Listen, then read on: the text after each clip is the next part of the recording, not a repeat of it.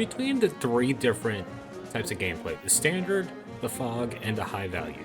From a viewer's point of view, I'd say fog is definitely the more watchable one. While playing the game, the standard and high value funds, like they're more fun. You get to build Neo tanks every turn, just about. Maybe, and you have a higher chance of seeing mega tanks be deployed, maybe even battleships and cruisers. And fog and standard, you don't really get that. In standard, you're able to play around your opponents a lot easier because you know exactly what all units they have. In fog, you don't have any of that. You just have the mystery of what your opponents may and may not have, though it's the same for them as well. The only thing that you know is who you're going up against, as in their CO, and what their power charge is, along with what all you're able to see. So, this is round 3 of the Smacky Cup. I'm not in the Smacky Cup, but someone that I've been talking to recently played a few games against him. The Global League likes to match us together quite a bit. And we've even played a couple games, like by ourselves quite a lot. Loaded Mag, I believe he's, at the time of recording this, he was in 930 MMR. He might be higher, he might be lower, I'm not entirely too sure. It's been a while since I've seen his ranking at this point. But he asked for, this is his first time playing on his map, and he asked if I could play a game against him for Smacky Cup. And I said, sure, let's go for it. And he set the room up, and he told me a little bit about the map, how it's very, very odd.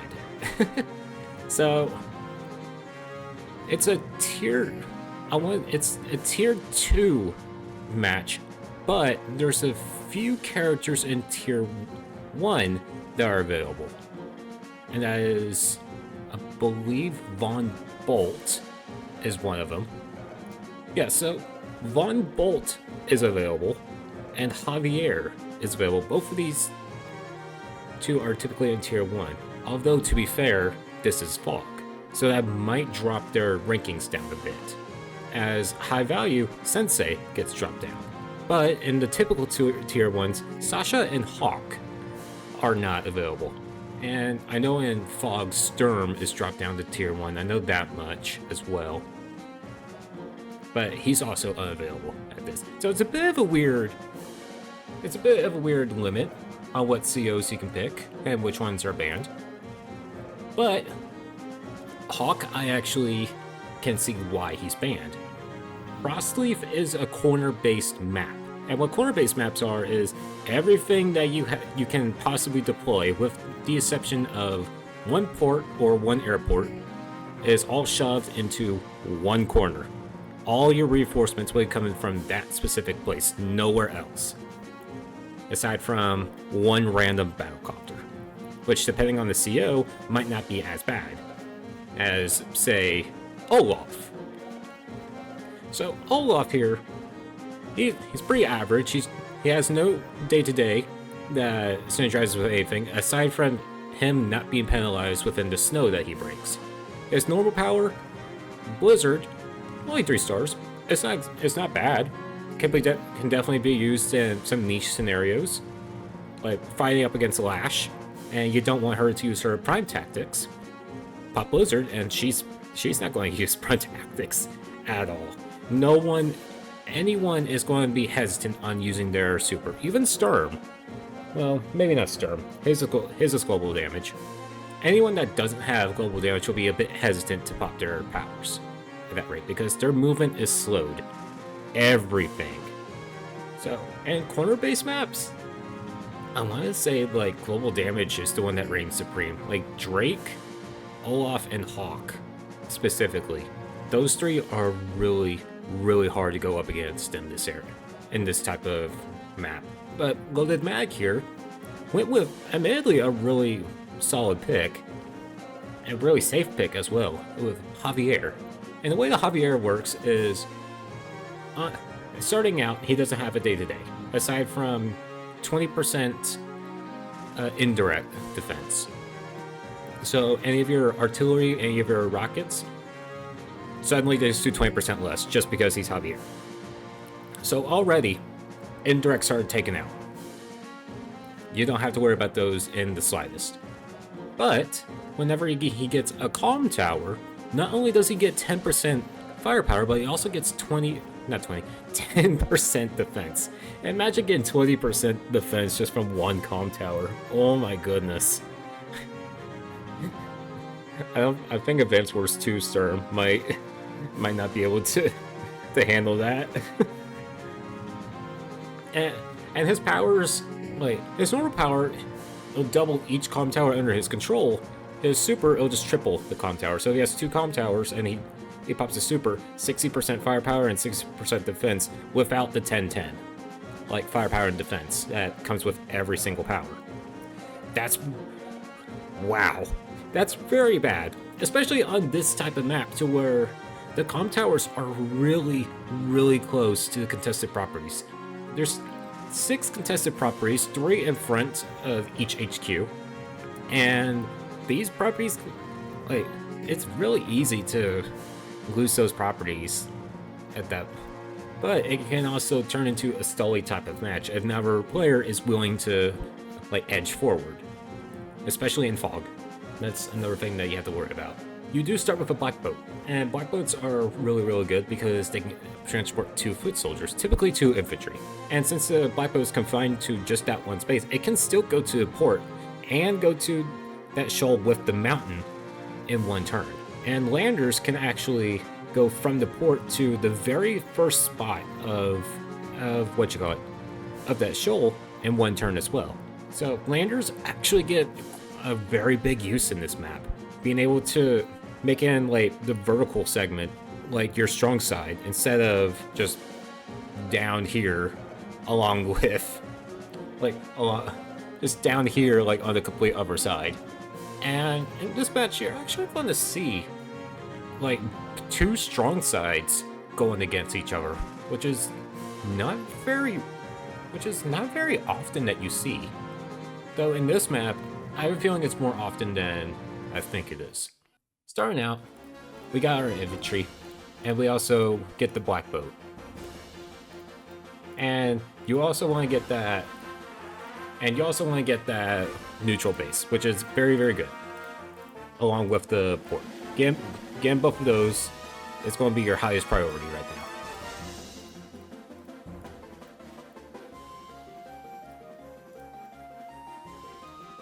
And as soon as I'm able to, like, have the funds to where I can buy infantry along with a recon, I do exactly that. Recons are incredibly important for fog, because without a recon, you're not going to be able to see.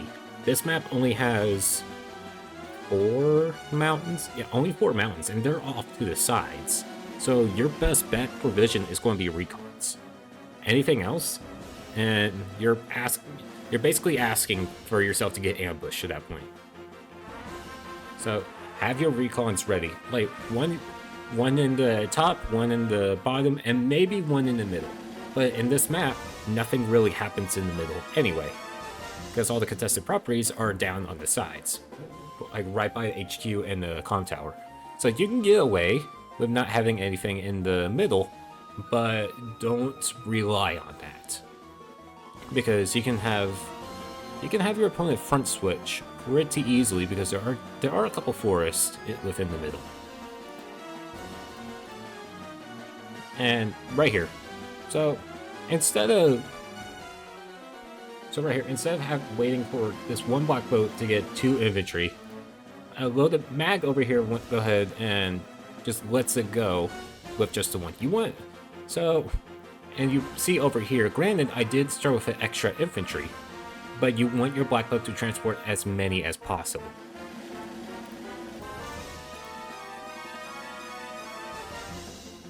And still no recon from mag here. And you can see the boop boop. And I already got a lot more vision over here. Granted, there's not going to be anything over here. He's not even going to be able to get to the city yet, but still, Like, no matter what, play effectively. Like transport as much as you can at first. If you're that unit is able to transport 2 things, have it transport 2 things, especially if it's going to be stuck in the corner and not be fired upon. Because imagine if you had a second infantry, that infantry can go over here, it can go over here, it can start going over, it can start going over here, like it can, like you'll have one more city under your control.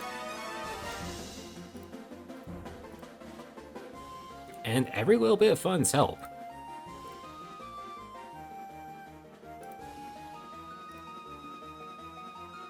I think I accidentally... Yep, I did. I don't have a mouse pad, so I might end up skipping a turn accidentally. I'm glad I caught that though.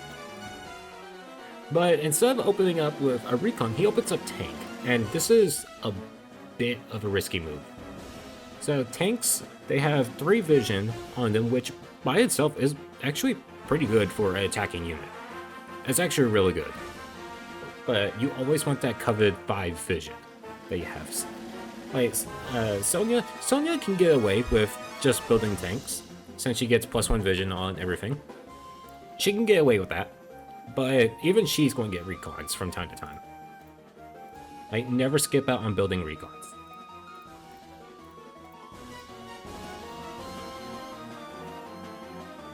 In fact, yep. And you see the second recon coming in, and because of where this one is built at, it's going to go down south, because I want to know what's going on down here. So this is going to be my strong side, eventually. This is going to turn into my strong side. Well, this is my weak side. Loaded mag, on the other hand, turn this onto a strong side, and this one as weak. So you're going to see an interesting... You're going to see an interesting round here with strong side versus strong side. And artillery. Artillery isn't a bad play, but I would hold off on the artillery until you have a recon. And you can see with his funds over here, like he didn't have enough to keep a tank chain going. Like, try to have enough funds before where your first tank that you deploy and move out, you can immediately follow up with a second one. Even if it's in the corner of your base, to where you know nothing is going to attack this until potentially the very, very end. Try to keep the tank chain going, because you do not want to break tank chains. Unless, of course, you're forced to tech up into a medium tank.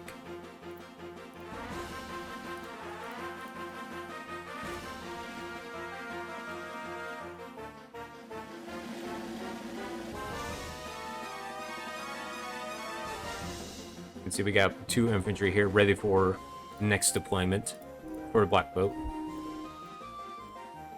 And always try to keep, and you also want to try to keep your black boat, like, bringing more and more infantry in. He's got 5 over here, and I got 4.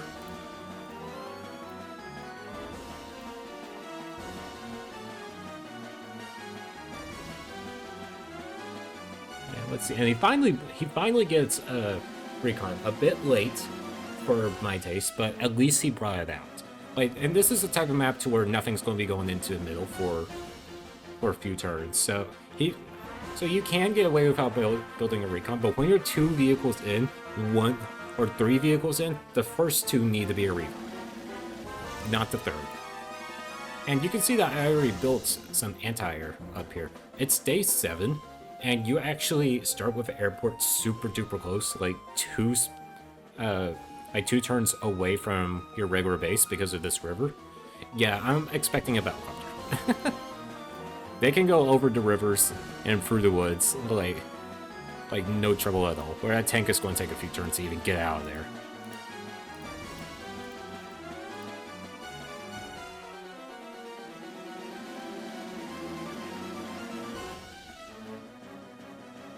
See, I got my tank going finally.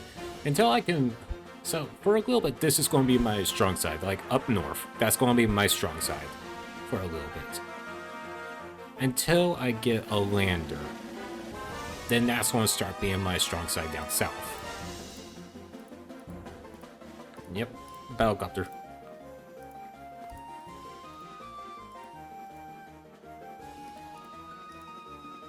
Okay, and good. He's using his black boat, which is good. You always want to use your black boat. Always, always, always.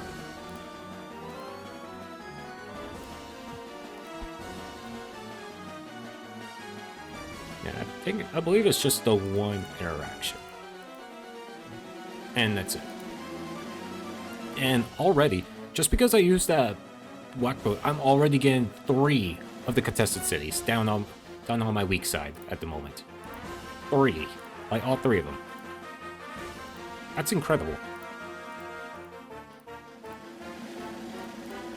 And this is what I mean about tank chain. 1, 2, 3, 4, 5, 6. You want to keep that tank chain going. And Mag's sending his battlecopter up north. Okay.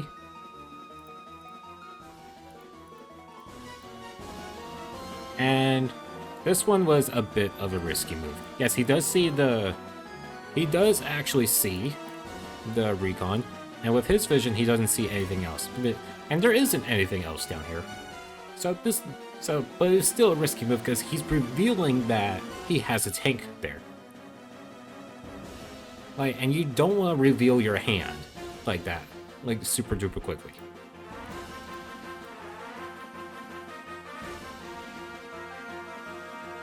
And I hope he goes for, that's it, and he doesn't go for the city. So, there's nothing wrong with being a little bit cautious, but this is a bit too cautious. This infantry should be at this city capping it right now. Because you already see, like, you moved your tank here, and you see I'm getting at least 2 of the 3 contested properties. This infantry should be going here. This infantry should be going here. And yes, there is a recon here, but this recon cannot see the city. So as long as you position your recon, your infantry this way, I won't be able to see it. And not that I would be able to do anything to begin with anyway, because I'm too far. Like, I'm not going to be able to see this, I'm not going to be able to attack it. You can't attack what you can't see.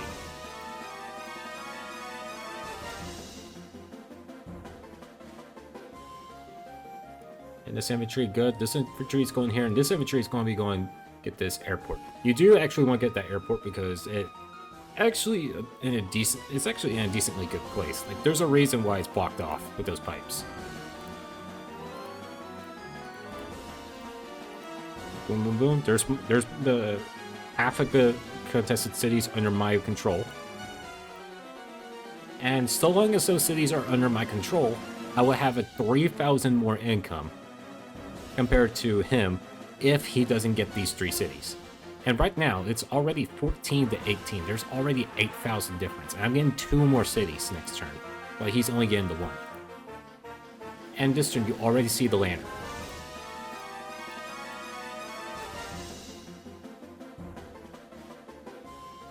So at this point, I'm comfortable enough to where I can get the lander. And it was actually a really good time for me to get the lander as well, as Mag here went double battlecopters.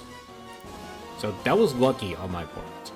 He spending 12k on a transport can definitely get you punished, but he didn't. It was lucky on me. Also, while there's nothing wrong with bringing a battlecopter up here, don't even out your forces. Don't do this. Have a strong side, have a weak side. You see that there's only a recon and infantry down here. Meanwhile, I'm bringing all of my attacking units. My strongest side is going up here. Granted, that's about to change to where this is going to be my strong side now that I have a lander, but you want to have something to protect this comm tower. You want to have something there.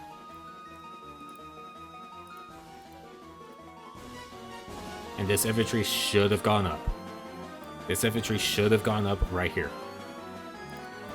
And he still doesn't see my anti-air, which is good.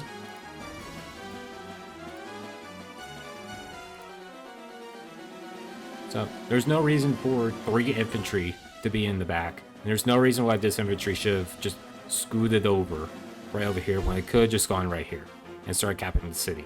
Make me choose which one to block.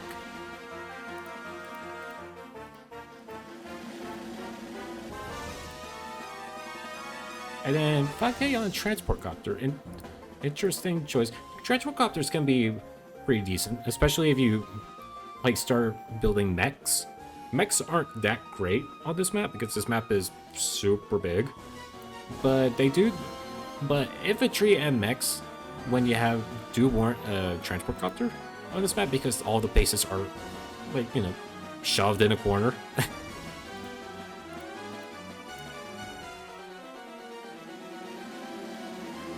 And see, and this is what I mean about choosing. Granted, it's one turn too late. Like, I already have these 3 cities. There's nothing for me to protect over here anymore, so I can bring these back. And he sees my recon again. God dang it. Mag, stop doing that. But again, make me choose which infantry to interrupt. I would go for this one because it's closer to my reinforcements. It's closer to my side of the map. Not this one.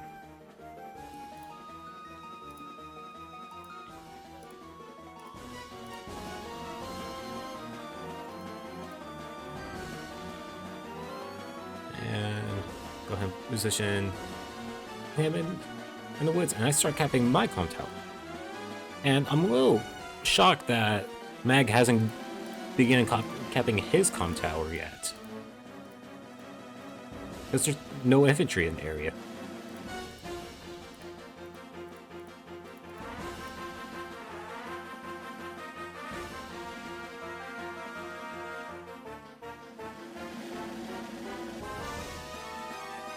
But it sure does stop me from getting mine.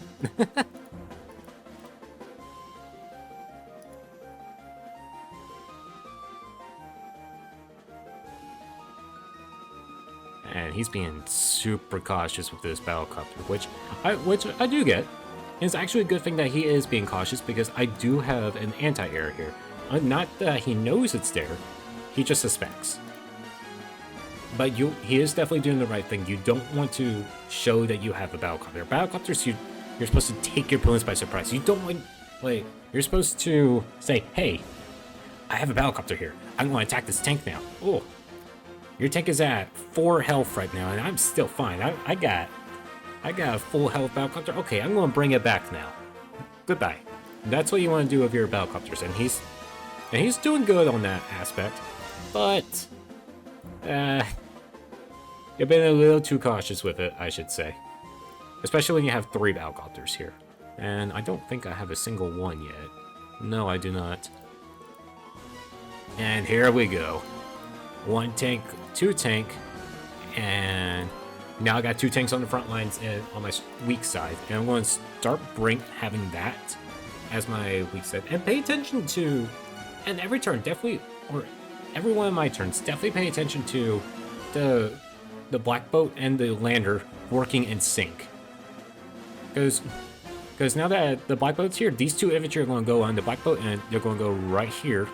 Whereas in the next turn, there's going to be 2 vehicles here, and the lander is going to be here and there. Going to go over here. The black boat and the lander will take turns occupying the port. They're going to work in tandem together to make sure that this becomes a strong side.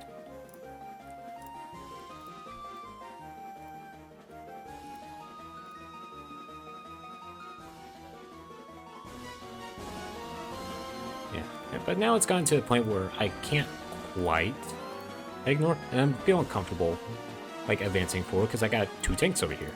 And I don't think Mag is expecting that.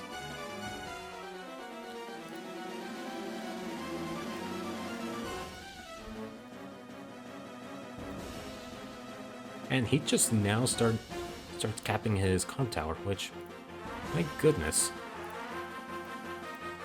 And he almost brought that infantry down, but his infantry don't have anything right now. They're only regular infantry. They don't have the 10% firepower, nor do they have the 10% defense, which is good for me. And I want to try to keep it like that as long as possible. And still being overly cautious with that battlecopter. Jesus.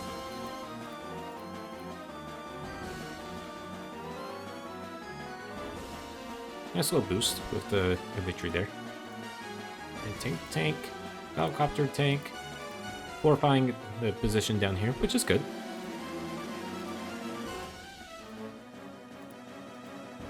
Immediately get a battlecopter as soon as that infantry is off. I didn't even wait.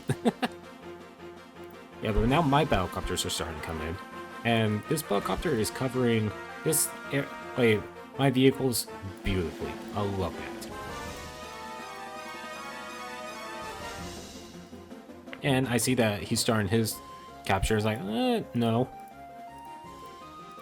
I'm going to put a stop to that. And I only have the one anti-air here. I need an anti-air over here. Battlecopters can only do so much against other battlecopters.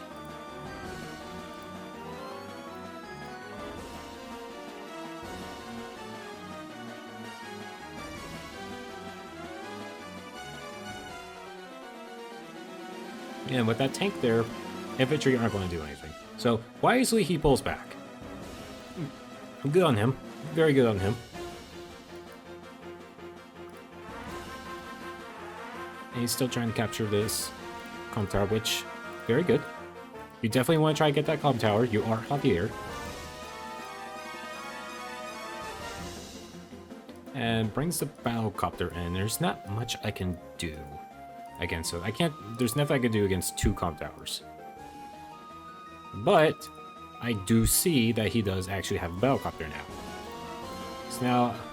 So now I'm congratulating myself on building an anti-air.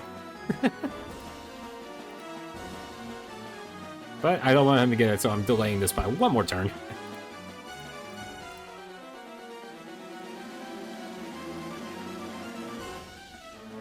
While keeping up my aggression on my beak side.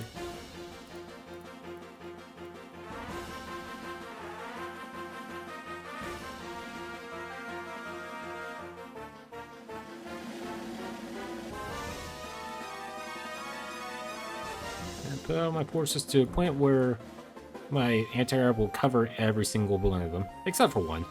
Just the one.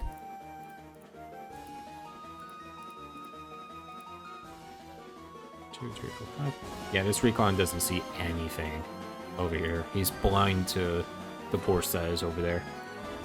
He just sees the one infantry, and that's it.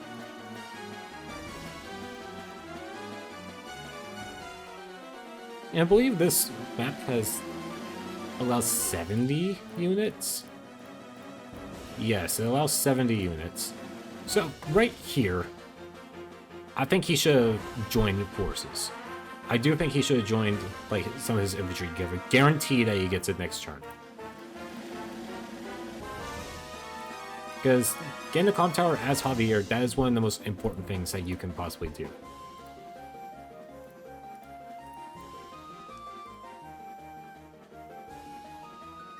So I move my recon over here, and I see that he has an artillery. I was like, ooh, artillery play. Making sure I can't use artillery against you, but you're going to use artillery against me. I can work with that. Because artillery, well, they have a choice if there's something within their range that can actually strike them, and there's multiple of those targets. It's either they fire or they run. So artillery, given how powerful they are, they do have a bit of a weakness. And I don't believe I exploit that weakness. And I do have two battlecopters on each side. But to be fair, there is an airport here on my weak side. And I want to make sure that there's a force here to where he won't be able to get this comm tower. Because he's already getting one comm tower. If he gets both comm towers, then I'm essentially going to be fighting Advanced Wars 2 Sturm. And I don't want to fight Advanced Wars 2 Sturm as Olaf. I would rather be someone that actually has like a strong ground force. And this one I don't get. I don't get why this infantry is here. And I want to know how long this infantry was here. You're not going to be able to move over here and expect to get this city. That's not something that you can expect. And I did buy a Neo tank over here. I did not mention it, but I did buy one.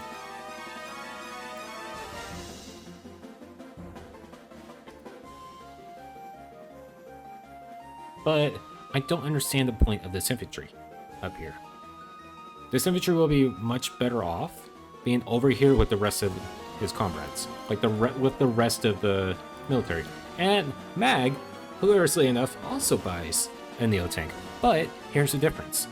Mag doesn't have a lander, so this Neo-Tank's going to take 1, 2, 3, 4, 5, 6, 2, 1, 2, 3, 4, 5, 6, 3, like 3 turns to get to this city, and then 1, 2, 3, 4, 5, 6, and 4 turns to get to the front lines. Now, if you want to send it north, that's going to be 1, 2, 3, 4, 5, 6, 1, 2, 3, 4, 5, 6, 2, 1, 2, 3, 4, 5, 6, 3 to get it to HQ, and then another additional turn to get it to the front lines. Either way, it's going to take 4 turns to get there. But me, with my lander, 1, 2, 3, 4, 5, 6. 2 turns to get to the front lines. And immediately and since a Neo-Tank is worth 22k, this lander would have already gotten its worth out of again by purchasing. And it's already done that. It is transferred 3 tanks in the entire, and they're already in the front lines. Like, this lander has already earned itself in. And my goodness, this poor recon. Like, I remember this recon, like, it's always out of fuel. So. And I don't remember if he did. No, he did not. Oh, he did. Oh, he did join his infantry. Okay, good. Good. That's exactly what I want him to do. So he's going to get that comm tower. He should get that comm tower next turn. So one infantry, that's 1. And if you can't tell, I'd say go on the attack. 2. And then I see his battlecopter here, and you see my anti-air here. 3.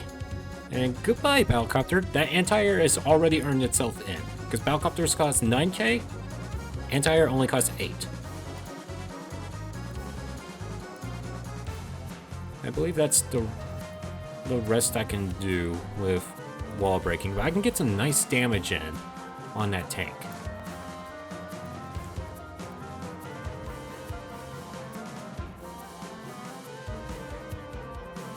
And like I said, a lander and black boat, like, they're working in tandem together. As soon as that lander is out, that black boat is going to go right back in. And I am not Jess, nor do I have a comm tower, nor am I Max, or anyone that has a firepower increase. This tank is going to survive on cities, no matter what I do.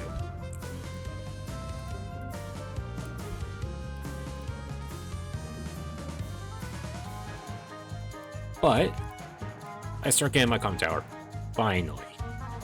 And I don't believe that he sees, no, he does not see this battlecopter yet.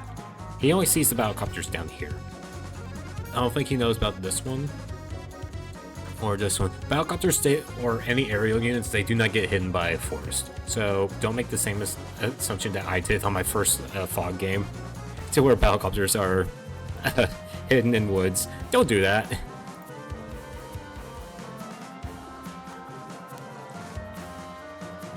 Yeah, so he sees quite a bit over here. He sees an entire force. But, ooh. Okay. Oh, okay. At least you got your comm tower here. Always, always, always. And this goes for anyone that you're playing as, not just Javier. Get your comm tower first. And any other properties that you have are capping. Get those first before you do anything. Because imagine having that, comm tower. This entire would have been down to 2, or it could have been down to 1, even.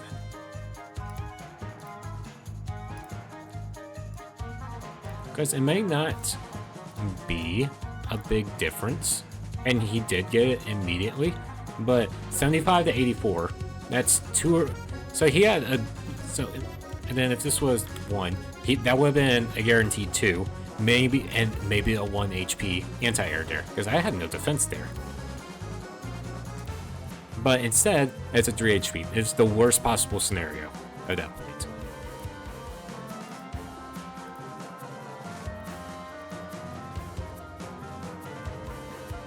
Because he would have been able to finish that out with infantry, and the tank could have gone in, like, hit something else at that point.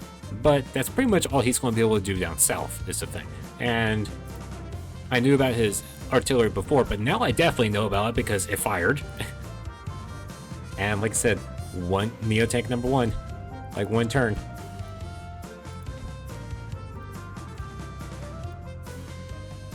And he is going. My goodness.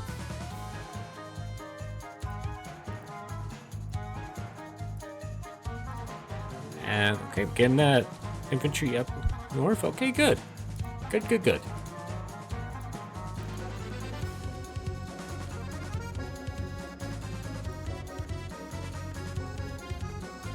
And then recon. So here's the reason why I'm harping about recons. And notice that I have only built 2 recons. My recons have not been touched yet. And his hasn't either. Not double, no. His hasn't either. You don't want to overspend on getting recons. And what I mean by overspending, because you're like, oh, what are you talking about overspending? They're only 4K.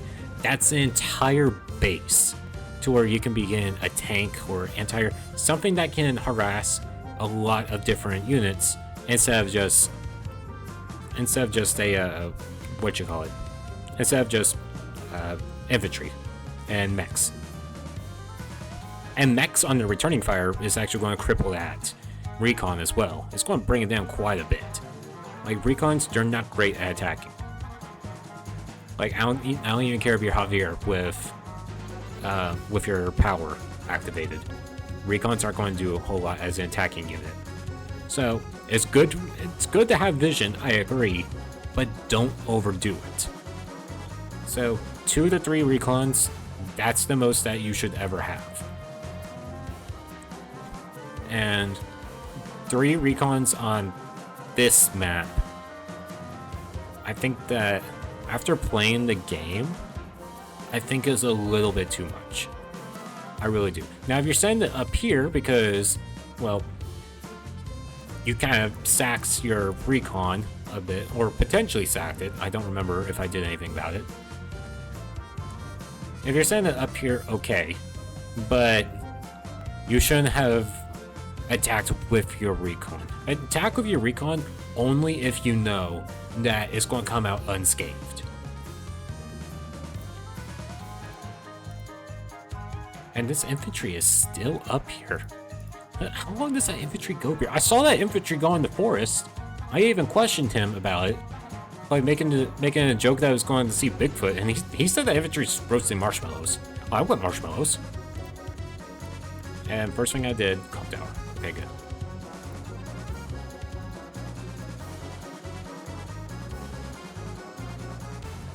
And then 1 battlecopter comes in, and I want to try to keep this Neo tank a secret from Mag.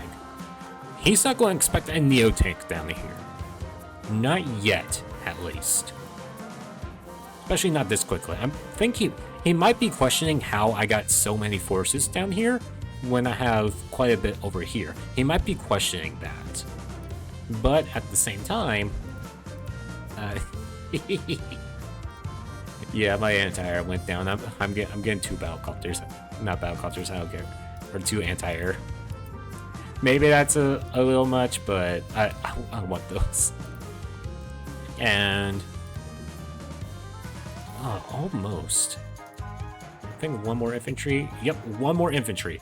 And typically whenever you get your super, you want to use your power or your super in the beginning of the turn, or at the very least until a couple of your units that aren't affected by the power gets a boost.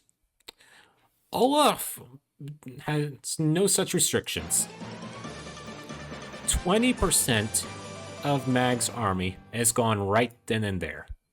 And I wish I could see the value difference on this. but Winter Fury comes and takes 20% of his entire army. So I think this guy in the forest just lost. They lost a few men to hypothermia or something, or Bigfoot actually came in and like found them. I don't know.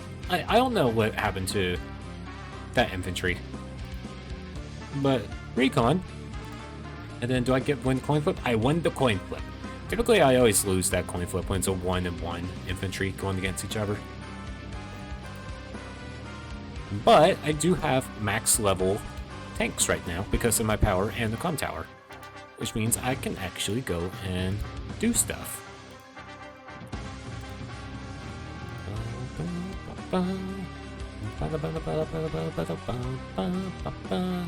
I should have gone and attacked this infantry.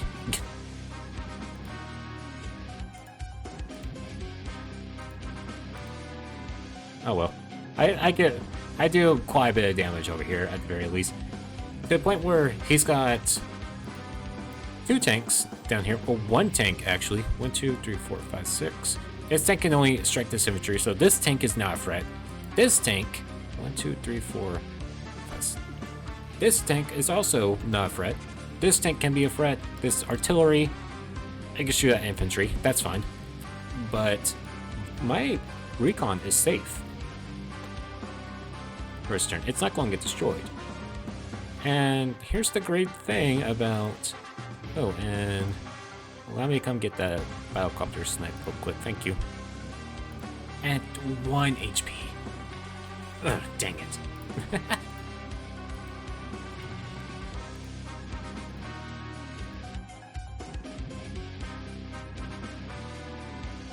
And so at this point, I knew that he didn't have any anti-air up here. I knew that. And I forget how many...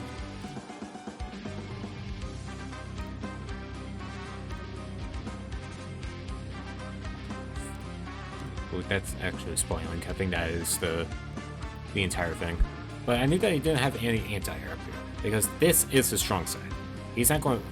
And typically you do want some anti-air, like no matter where. But here's a great thing about Olaf. It's snowing. And everything in the game has their movement half speed. So this battlecopter can only go to right here, or right here. This Neo tank, it's not going to go anywhere, like too fast. It's going to spend an extra turn getting up here. And he replies with Tower Shield. Not a bad reply. And here's the beauty of global damage.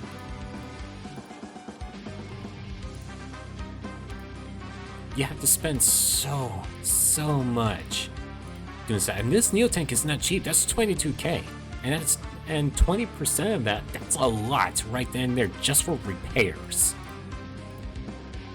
And this, oh my goodness, and the Black Bow can't even do anything.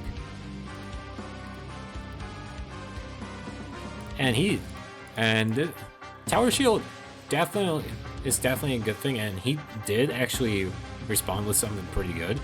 So Tower Shield, right now he's got 30 firepower and 30 defense. 20 from the 1 comm tower, but 10-10 from using the power. Like, that comes naturally. So that was a good response. Like, backing up, regrouping a little bit, good. You want to do that. You want my fog. Like, you want to abuse my vision a little bit.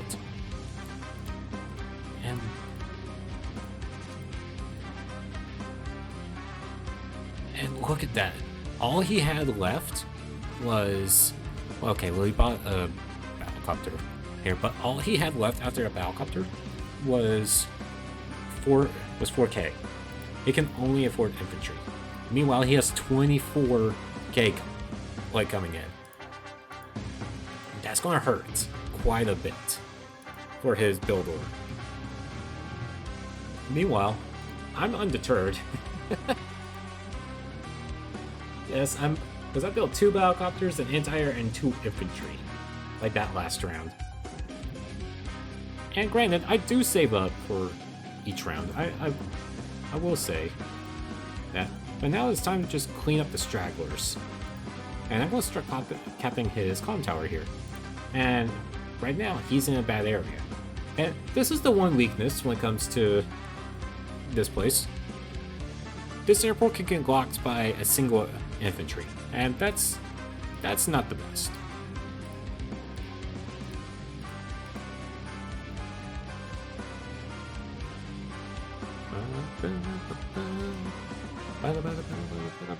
There goes his recon.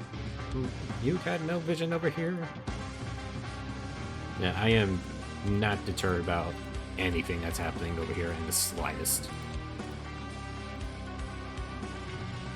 And the Black Boat and Lander, once again, if you're playing on this map, you better invest in a Lander. If you don't, then I'm going to be angry. And knowing that this is his strong side over here, I don't go balls to the walls over here. I know he has to have something over here. So this infantry is wall 1, and then I'm going to have wall 2.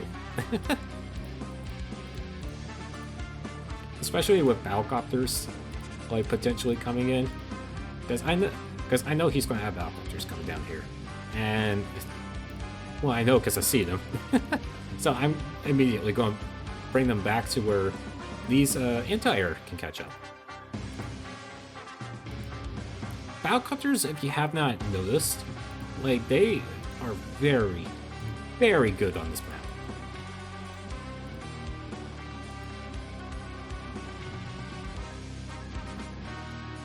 And do you use the infantry for...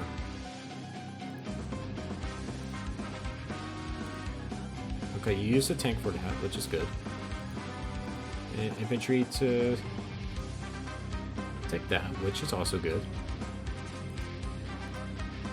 Okay, good.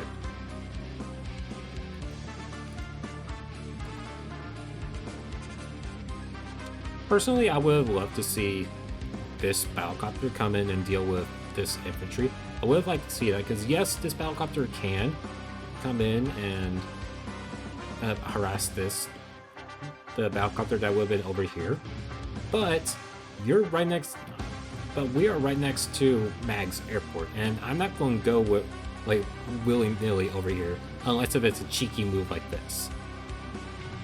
That's the only time that your opponent will come near your airport, unless they somehow sneak a missile along the perimeter over here and nestle it in this forest.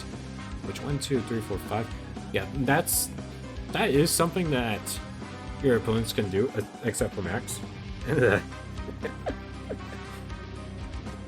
I'll never stop shitting on Max and his indirects. I'm never going to stop that. But that is something that a lot of most COs can do. Just nestle missiles in here and render this airport completely useless. So that is something to look out for. Anti-air finally gets an anti-air out.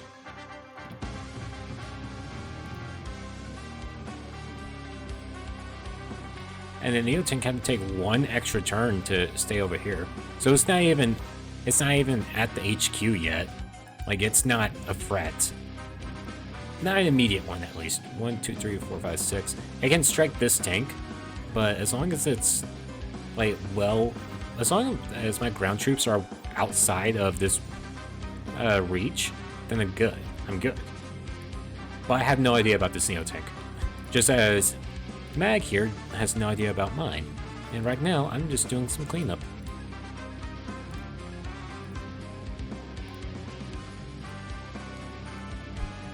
That's another thing that recons are really good for. They're good for cleanup. So keep them out of sight. Don't attack with them. And then when it's time to do a bit of cleanup, go for it.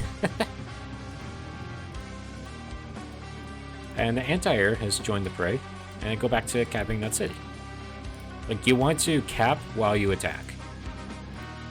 That is typically what you want to do. And this is when he gets to meet our good old friend Neo Tank.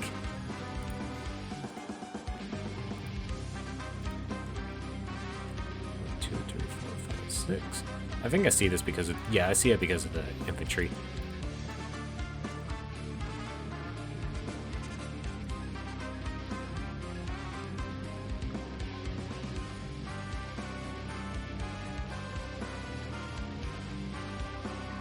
Yeah, and see, I think in the beginning, Mag split his forces too much, whereas I kept one force within the north, and then as soon as I got the lander, I started bringing more and more down south, and it turned that into my strong side. So I think that is where he messed up, and stuff happening in the beginning like that, it becomes really difficult to pull back. I don't care if you're playing Dead by Daylight, stop it.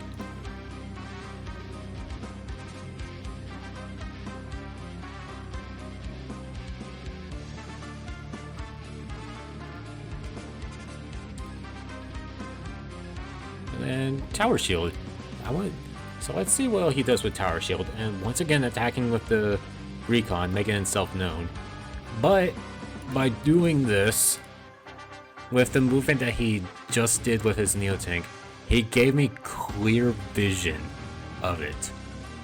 And my response is, well, I got some battlecopters, I can deal with that. That was legitimately what my response was. 4 battlecopters can and will take out a Neotank. Like, they can do that. Like, they can deal with Neotanks very, very well. And this Recon, it did so much. Goodbye, Recon. Ah, oh, it hurts. That Recon did so much. I saw this one, I was like, okay, three battlecopters can take on the Neotank.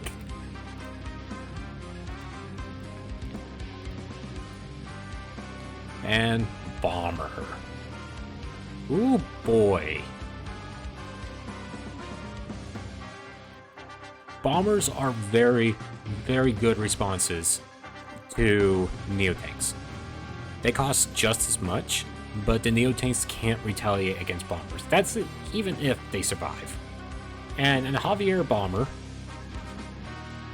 yeah, that's going to take down Olaf's Neotank. And it's going to hurt. And, okay, this one, no. This artillery should have fired. This artillery should have fired. It should have fired upon, like, you have Tower Shield right now. This artillery has 30% from the city, because it's at full health, and it also has 30% from the power. It has 60% defense. There's no reason why this artillery should not be firing right now when there's 2 full health tanks nearby. And I'm pretty sure it just would have flat out killed it, because this thing would have hit harder than Grit. 81 to 90 on the plains, and then 91 to 100 on the road. Yes. This artillery should have fired on this tank. But instead, it moves it to another city, and I get to bear witness to it.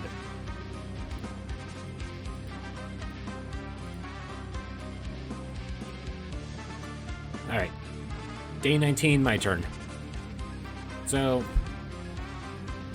I know at this point I have to trip lead. My numbers have never gone down 40 at this point, and only 2 of those are for transports. I know that Mag has 2 transports, so his numbers are actually 25, and mine's actually 43. 2 of these, like 2 of those are not an issue. I'm winning up here in the north, despite that supposedly being my weak side. I am more than comfortable charging down here at this point. But, in order for me to actually charge down there, I need a snowstorm to happen. And just because I see this, I'm like, okay, I'm going to get a bomber myself. He shouldn't have, whenever you're going to reveal something, they better attack in that same turn. Like, no matter what, they need to reveal, they need to attack during the reveal. You want that surprise factor. So, I think that was definitely, it's not a game-ending blunder by any means necessary, but that was definitely, that is a big blunder for anyone to do. You want that Neotank should have attacked something, like when it's revealed.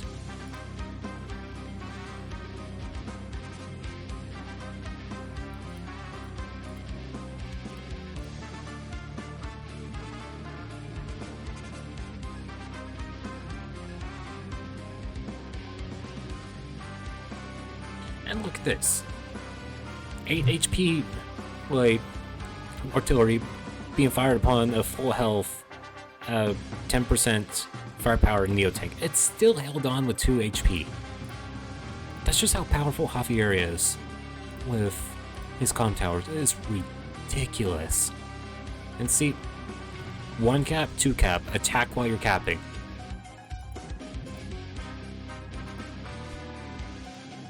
And I was upset with that. And see, and this recon, I only have 1 recon. This recon I've built since the beginning of the game, and it's still here. And the other one ran out of gas and had 4 fuel left. That is how good those recons were. You want to keep your recon safe. Like, there are 3 units that you want to keep safe the most. You want to keep your recons safe, most of all. You want to keep your anti-air safe, and you want to keep your battlecopter safe.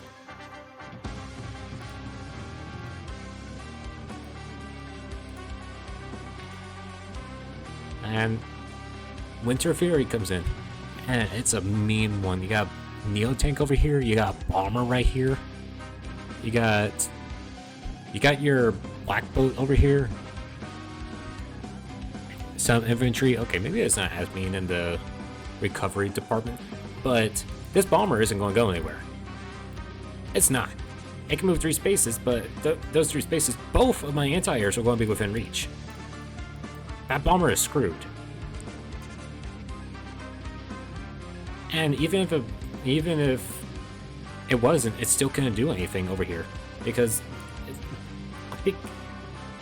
this Neotank is being covered by so much, and Mag isn't going to be able to get through that. Like, bombers, typically, they're a good response to Neotanks, but if you have an entire army coming forward, don't rely on the bomber. Especially if you know that the anti-air is within range of the airport. If there's an anti-air there, or a fighter within range, don't build anything there. Don't. That's just a waste of funds, and you need every single bit of funds, like, in every single match, especially when you're going up against global damage COs.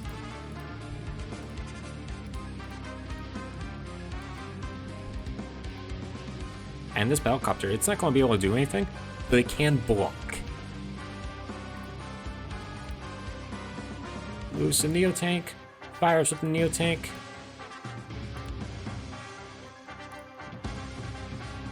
And he should see this. I don't understand why vision is not showing up, but battlecopter, my battlecopter has 10% defense on it. He's not going to be able to do anything. Bomber comes in and he resets. Yeah, so in the middle of the game, I went into the views, and I saw that I killed like over 15 of his infantry. That's when I knew I was ahead on unit count. Like, this is a good way to view like what your unit count is compared to your opponents. Is your kill to death ratio. If you have a high kill ratio compared to your death, you know you're ahead on units when it comes to fog. If you have a high death count, that means you should stop being as aggressive. So, I said that Javier was a good pick, and for this map, Javier is a great pick, a fantastic pick even, because both of the comm towers are within the striking distance of like your opponent, and that's real good. They're more sided with their own that just too enough to the point to where it's obvious which comm tower belongs to who. The one on top belongs to the top right, and the one on the bottom belongs to the bottom left.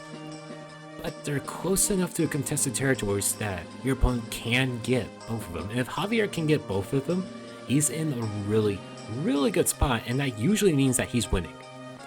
But Javier is a defensive CO. He's not a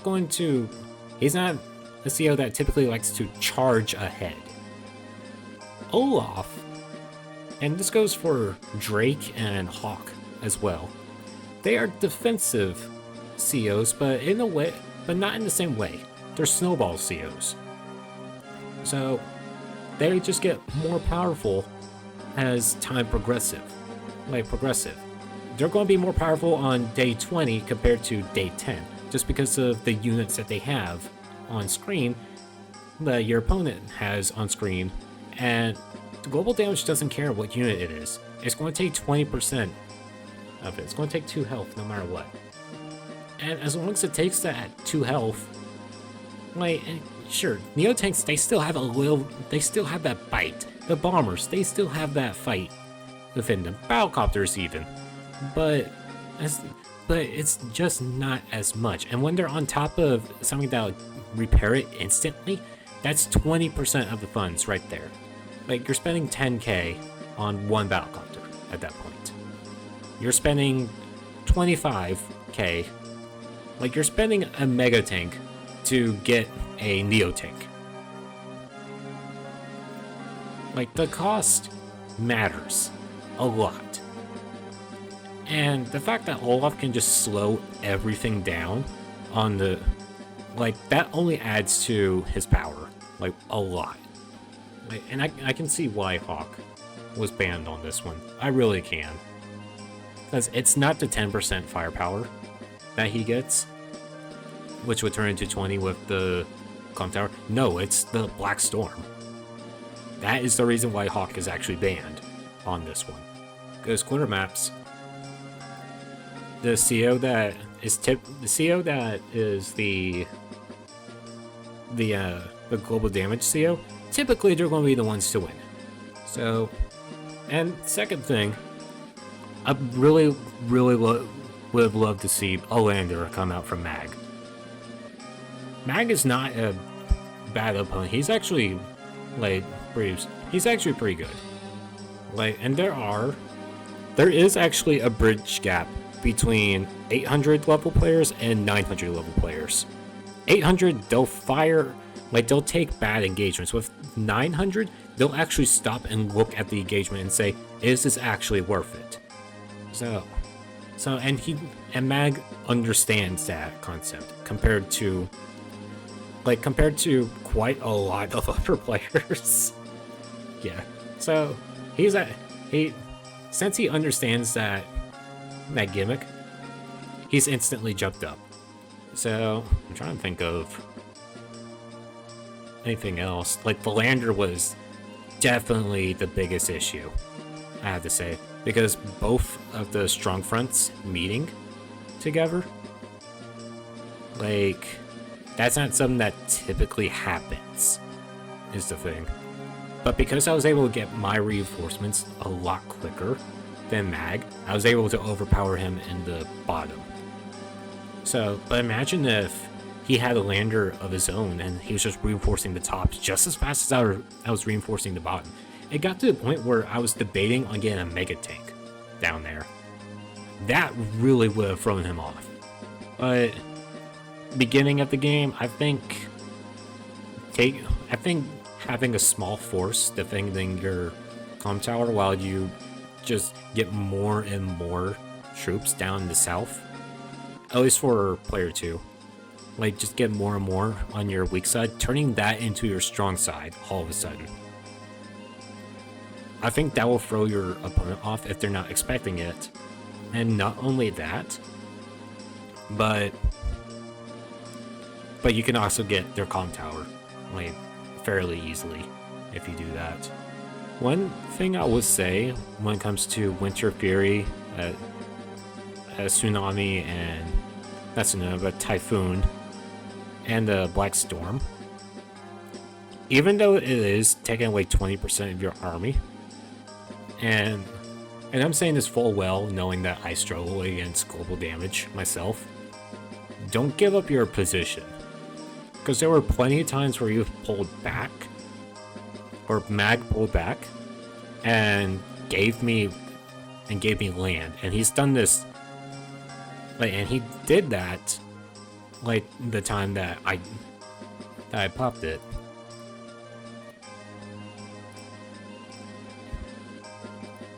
And it was during, like, this match. Like, this tank went down south, and yeah, there wasn't much that he could do. So he goes down here, but this is the point where you go Scorched Earth. And Scorched Earth means you take engagements with every single infantry that you can. Not throw away your units, but get to a point where those infantry can't capture everything. And that might be a lot harder to do in Fog. Yes, I agree. Because in any other scenario, in games outside of Fog, this infantry would have been able to tackle this one. So, I do get that. But that is what you want to do when it comes to that kind of scenario. You want to go Scorched Earth and make sure that you're making it even harder for your opponent to actually get those properties. But down here, like on your strong side, don't give up your presence. And you didn't, but you gave me an opening to your comm tower. As Javier, you do not want to give openings to your comm tower. Javier somewhat follows the Sami rule. Like, if Sami is within 3 to 5 spaces of your comm tower, of your HQ, you better have something on there. I don't care what it is, you're going to have something on the HQ. Make it to a point where you're just not welcoming anything. Because comm towers, yeah, it's not like a property to where, like, you'll heal up, but it's still 3 defense stars, and there's nothing but planes around it. Don't abandon your position. Up here in the north, okay, fine. Yeah, that one was good. Did he... Wait, is this when he actually moves that infantry? No! When does he move that freaking infantry?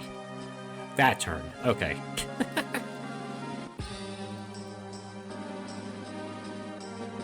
Because then, otherwise, this comm tower is going to start getting contested. And you have to fight, like, off that... You have to spend more troops taking on this one infantry, when these troops should be attacking something else.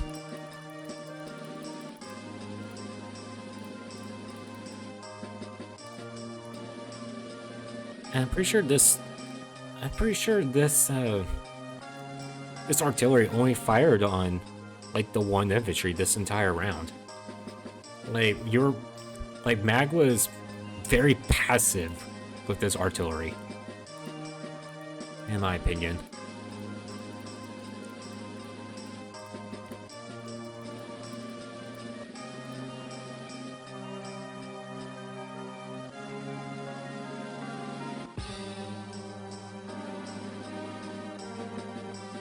Yeah, so...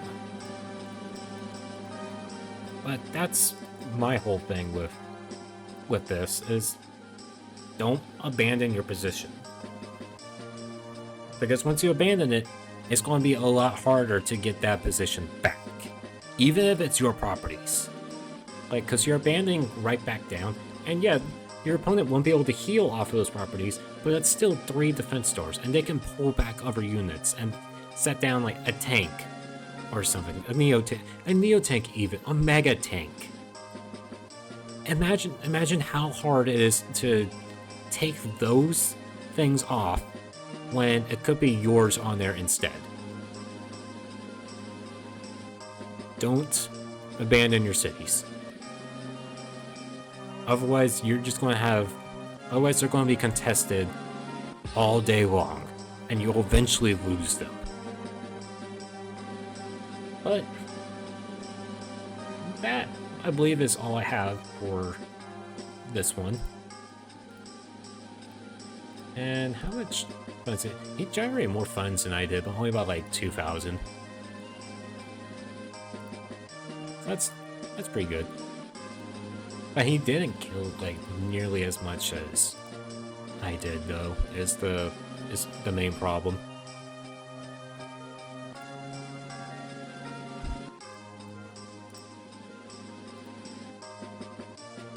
Yeah, because he got one of my battlecopters and 2 of my tanks.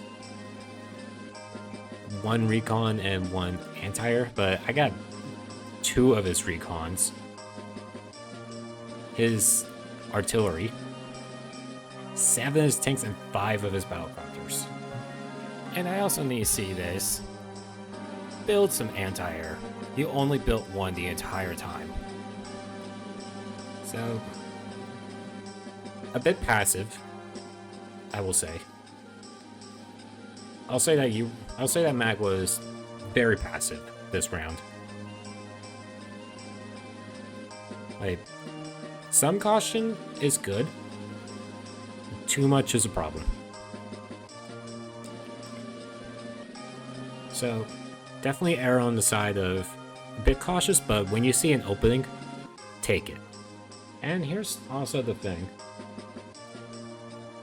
Global damage COs are not going to be the aggressive ones. If they're going even, or if they have more troop count, they will not be the aggressive ones. They will typically not play the way that I played that last round. So, if you see an opening over there, take it. And don't abandon your position.